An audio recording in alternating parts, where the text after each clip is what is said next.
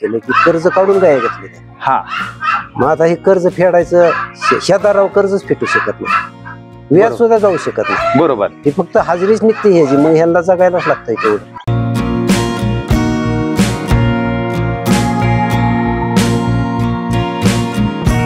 आपले जे शेतकरी मित्र आहेत ज्यांना वैरणची अडचण आहे आणि त्यांना नेपेरवरती दूध धंदा करायचा आहे, काय सांगाल अशा शेतकऱ्यांना? त्यांनी काय केलं पाहिजे, कसं केलं पाहिजे? काय नाही, बिनधास्त नेपरची लागण करावी. तुम्हाला दुधाचा व्यवसाय करायला 100% आता आज जे दर देतात त्या दरात सुद्धा परवडतंय नेपेरमुळं.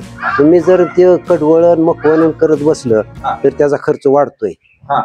मग त्याच्यापेक्षा आपलं नेपेर करून टाकलं, रान नीट करायला नको, भाडं द्यायला नको, किंवा डिझेल जाळायला नको, ट्रॅक्टरला काम वाढवायला नको, त्यापेक्षा खर्चात पडायचंच नाही.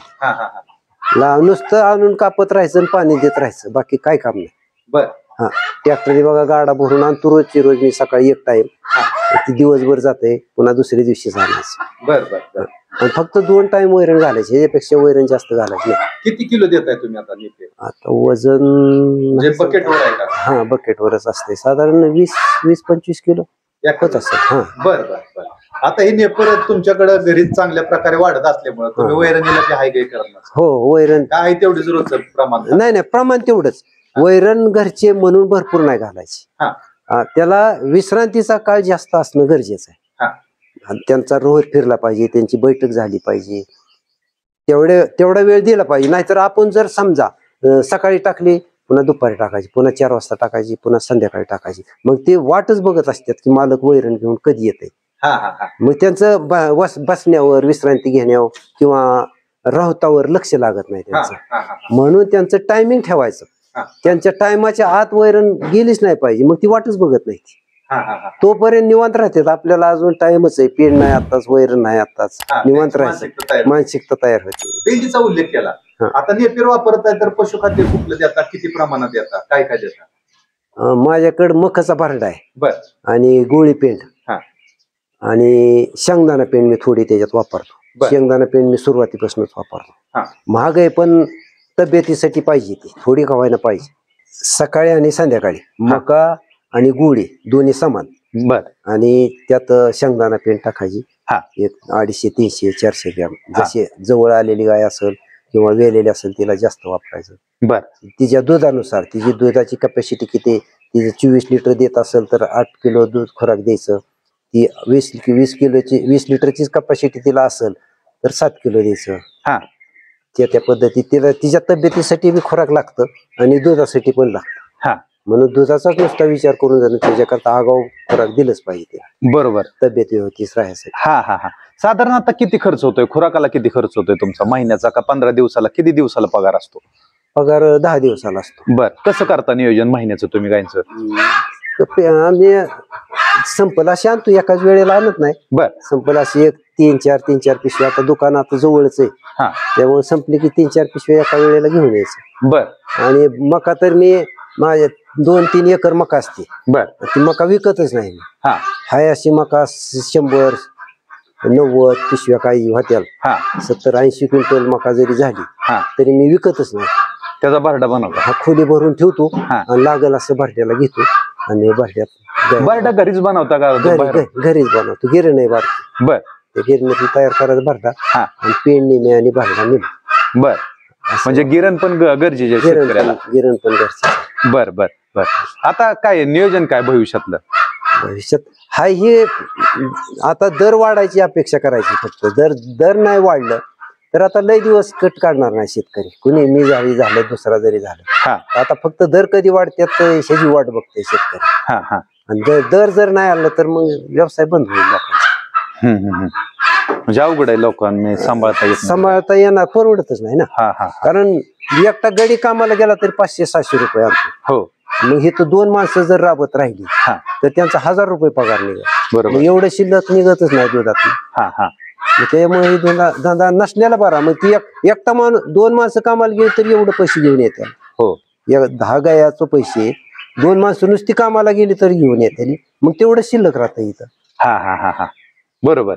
म्हणजे की जे काही शिल्लक राहतंय तेवढ्याच मजुरीच राहते. बरोबर. तर म्हणजे आता सगळ्या गायींना शिंग आहेत, तर मुक्त गोट्यात काय त्रास होतोय? काय नाही.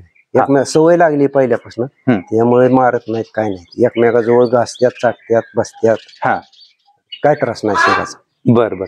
आता तरुण पिढीने मधल्या काळामध्ये खूप महागाच्या गायी घेतल्या, 2-2-2.5 लाखाच्या, कारण दुधाला दर चांगला होता. आता दुधाला दर कमी झालाय. काय सांगाल या तरुण मित्रांना?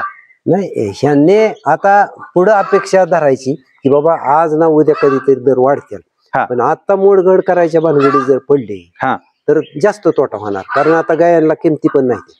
दुधाच दर झाले की गायाची किंमत कमी होती. बरोबर. दुधाच दर वाढलं की किमती वाढतात.